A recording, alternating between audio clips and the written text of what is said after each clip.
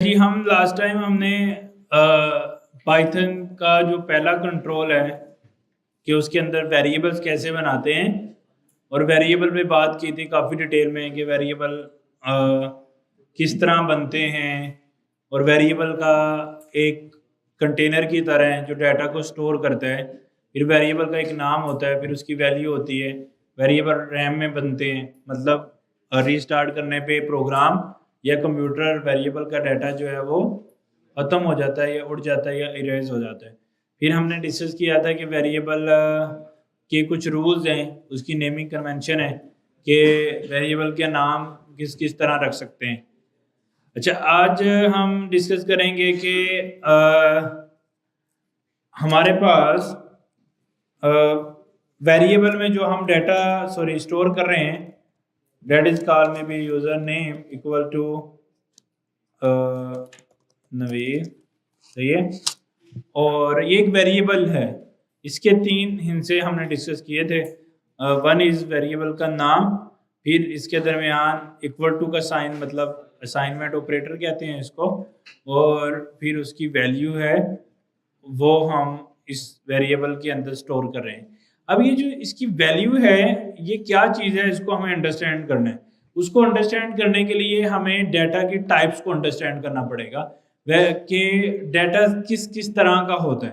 अच्छा, उसकी टाइप्स क्या होती है जिनको हम डाटा टाइप्स बोलते हैं। लाइक आप लोगों ने अक्सर डाटा जो है वो अब हमने कंप्यूटर में अक्सर डाटा जब स्टोर करते हैं वो डिफरेंट टाइप्स का होता है। लाइक हम कभी पिक्चर सेव करते हैं, इमेजेस सेव करते हैं अपने C drive, E drive, F drive में।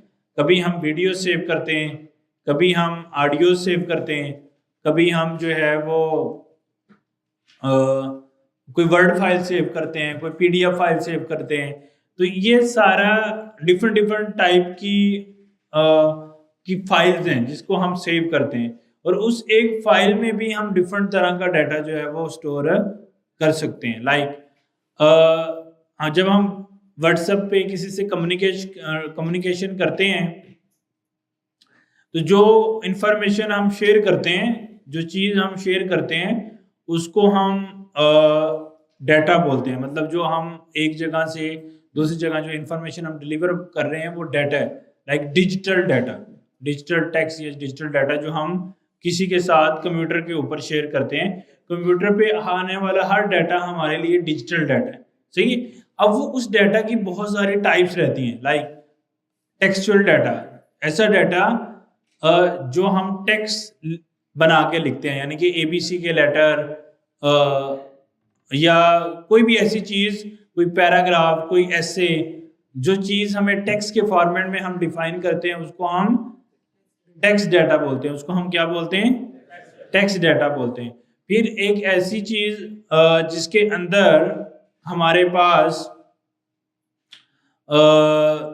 अगर हमने टेक्स्ट डाटा डिफाइन कर लिया है, फिर एक इस ऐसी किस्म का डाटा होता है जो टेक्स्ट नहीं होता है लेकिन वो न्यूमेरिकल वैल्यू होती है। लाइक 10, 20, 30 कोई नंबर होता है, उसको हम न्यूमेरिकल डाटा बोलते हैं, सही है। अच्छा, फिर हम किस तरह के, लाइक आपने किसी को कोई नंबर बताना है 0303 समथिंग लाइक दैट, तो वो एक न्यूमेरिकल फॉर्म में हम उसको बता रहे हैं। तो हमारे पास टेक्स्ट डाटा आएगा, हमारे पास न्यूमेरिकल डाटा आएगा, और न्यूमेरिकल डाटा के अंदर भी बहुत सारी किस्में हैं। लाइक टेक्स्ट डाटा क्या होगा, मैंने ABC ऐसे कुछ भी टेक्स्ट लिखा, that is called text data, सही। न्यूमेरिकल डाटा क्या होगा, मैंने कोई नंबर्स लिख दिए। अच्छा, अब इस न्यूमेरिकल डाटा के अंदर भी हमारे पास ऑप्शन होती है कि हम डॉट लगा के कुछ नंबर डिफाइन कर सकते हैं, that is called float data. तो हमारे पास टेक्स्ट डाटा सेव करने की ऑप्शन है, हमारे पास न्यूमेरिकल डाटा सेव करने की ऑप्शन है, और हमारे पास फ्लोट डाटा सेव करने की ऑप्शन है। अच्छा, अब न्यूमेरिकल डाटा सेव करने के लिए हमें जस्ट नंबर्स डिफाइन करने हैं, फ्लोट डाटा सेव करने के लिए हमें डॉट का इस्तेमाल करना है, और टेक्स्ट डाटा लिखने के लिए हमें कोई भी इंग्लिश लाइक कैरेक्टर्स डिफाइन करने हैं, उनको हम टेक्स्ट डाटा बोलेंगे, सही है। अच्छा, उसके अलावा भी हमारे पास डाटा की टाइप्स हो सकती हैं। लाइक हमारे पास एक डाटा की टाइप है फॉल्स एंड ट्रू, सही।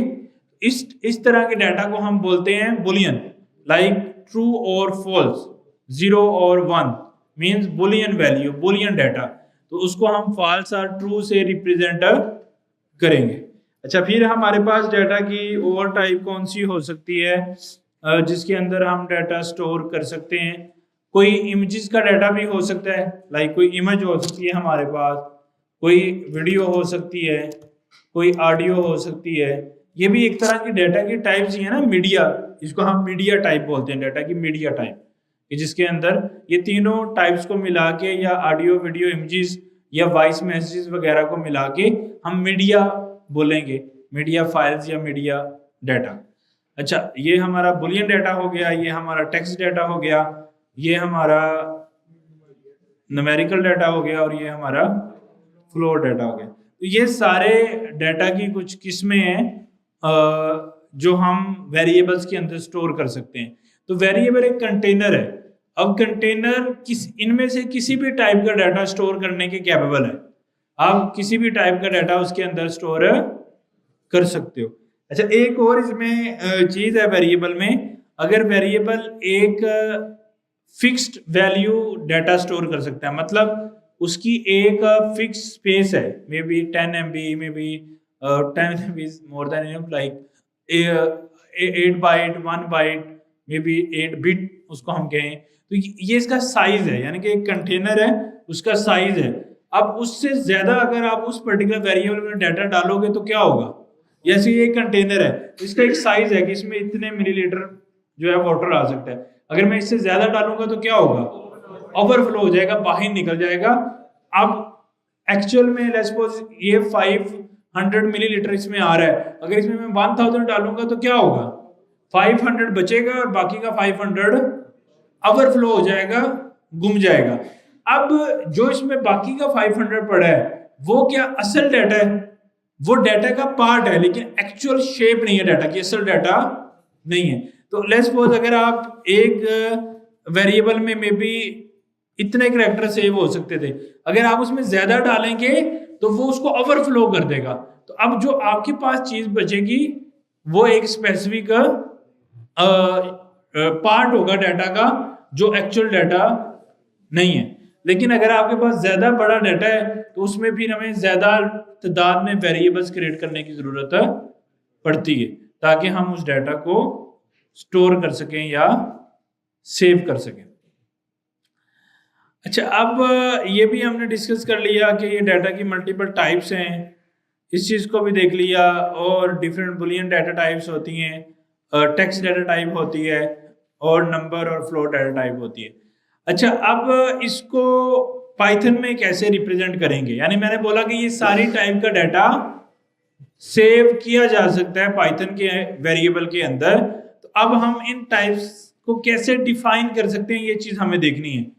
जब भी हमें कोई टेक्स्ट डाटा सेव करना है पाइथन के वेरिएबल के अंदर, तो हम वेरिएबल का नाम रखेंगे, मे बी टेक्स्ट डाटा या कुछ भी, देन इक्वल टू का साइन, और हमें टेक्स्ट डाटा को रिप्रेजेंट करने के लिए इन्वर्टेड कॉमा या कोटेशंस का इस्तेमाल करना पड़ता है। जैसे लाइक डबल कोटेशन भी वो हो सकती हैं, वो सिंगल कोटेशन भी हो सकती है, इवन वो ट्रिपल कोटेशन भी हो सकती है पाइथन की जुबान में। और एक और तरह की स्ट्रिंग होती है जिसको हम एफ स्ट्रिंग बोलते हैं। ये 4 किस्म से हम स्ट्रिंग बना सकते हैं। जब भी टेक्स्ट डाटा हमें रैम में सेव करना है, we need to use 4 types of different characters का इस्तेमाल हम कर सकते हैं। लाइक कौन कौन से?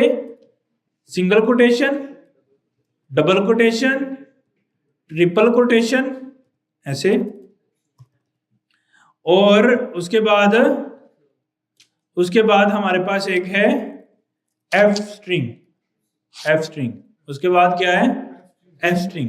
तो 4 किस्म का हम स्ट्रिंग बना सकते हैं। अगर आपको कोई बोले कि पाइथन के वेरिएबल में टेक्स्ट किस्म का डाटा स्टोर करना है, आप उसको क्या बोलोगे कि अगर आपने टेक्स्ट डाटा सेव करना है रैम के अंदर, आप 4 तरीके से रैम में टेक्स्ट डाटा स्टोर कर सकते हो। One is single quotation, another is double, and then अगर ट्रिपल, और उसके बाद एफ स्ट्रिंग। सही है। अच्छा, अब इसका मतलब क्या है, हमें इसको अंडरस्टैंड करना है।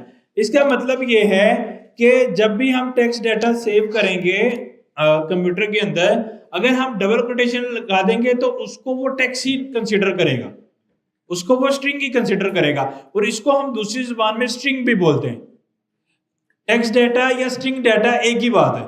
तो अगर हम कोई स्ट्रिंग डाटा या टेक्स्ट डाटा कंप्यूटर के अंदर सेव करना चाह रहे हैं तो हमें ये डबल कोटेशन लगानी पड़ेगी, जिसको उससे समझ आती है कि ये टेक्स्ट डाटा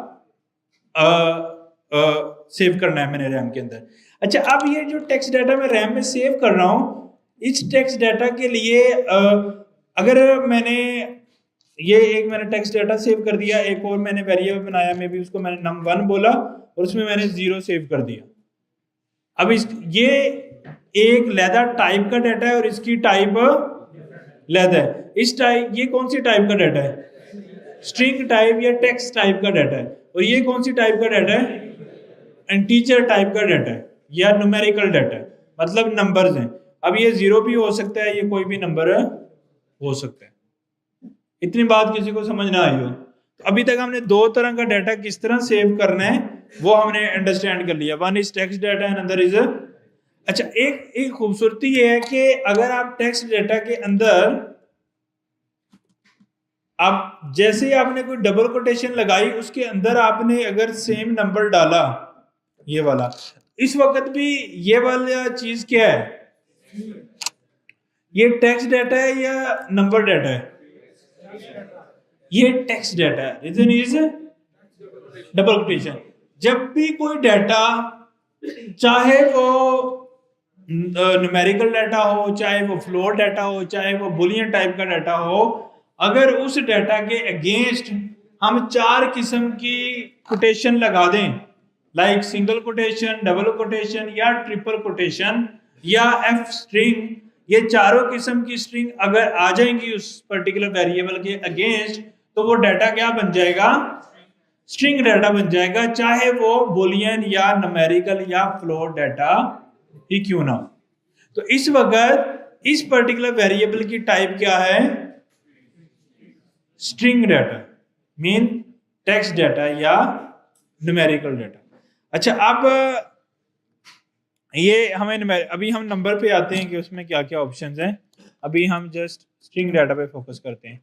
तो ये भी एक स्ट्रिंग डाटा है, ये भी एक स्ट्रिंग डाटा है, टेक्स्ट डाटा 3, और ये भी एक स्ट्रिंग डाटा। मैंने फॉल्स यूज किया, यहां पे हमने इसको बुलियन टाइप बोला था, लेकिन यहां पे क्या बोलेंगे? स्ट्रिंग डाटा बोलेंगे। अगर मैं टेक्स्ट डाटा 4 करता हूं और इसको मैं यहाँ पे मे बी इसको भी क्या बोलेंगे? स्ट्रिंग डाटा बोलेंगे। अच्छा, अब एक चीज आपने नोटिस की होगी कि वेरिएबल का नाम मैंने रखते हुए मैं उसके आगे कोई चीज चेंज कर रहा हूं। वो क्यों कर रहा हूं? वो इसलिए कर रहा हूं कि एक वेरिएबल जब हम बना लेते हैं, अगर उसी फाइल में हमें एक और वेरिएबल बनाना है तो उसका नाम वही पुराने वेरिएबल वाला नाम नहीं हो सकता, उसका नाम हमें चेंज करना पड़ता है, डिफरेंट नाम रखना पड़ता है। तो अगर मेरे पास टेक्स्ट डाटा है और अगर मुझे एक और टेक्स्ट डाटा के नाम से वेरिएबल बनाना है तो मुझे उसका नाम चेंज करना है, क्योंकि अगर मैं सेम नाम रख दूंगा तो क्या होगा?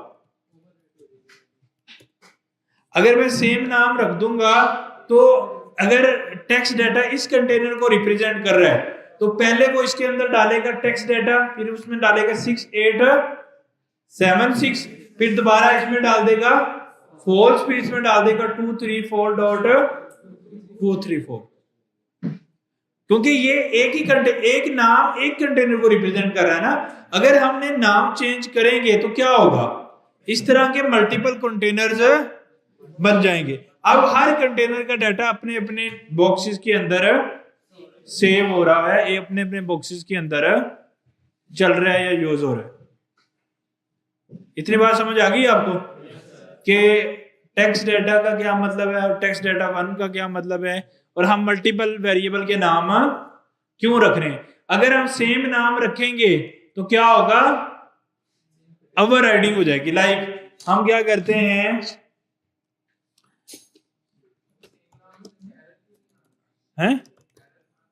नहीं एरर नहीं आएगा ना, मैं आपको बताता हूं।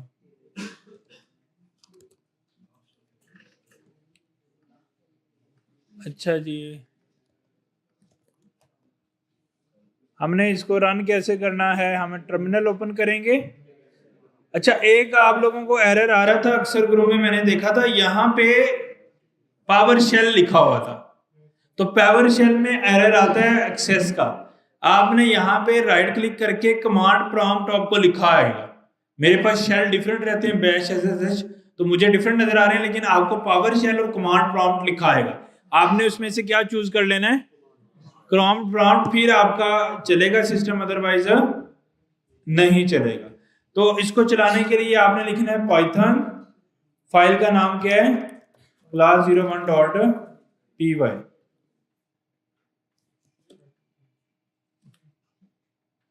सॉरी, अब ये डेफिनेटली ये चीजें यहाँ पे डिफाइन नहीं है, तो इनको इसका वो एरर दे रहा है, तो उसको मैं यहाँ से सेव खत्म करके रन कर देता हूँ। अब मैंने टेक्स्ट डाटा को रन किया, तो इसमें क्या वैल्यू आ रही है, टेक्स्ट डाटा, क्योंकि मैंने उसमें यही चीज सेव की थी। अगर मैं इसका 1 खत्म कर देता हूं तो अब क्या होगा,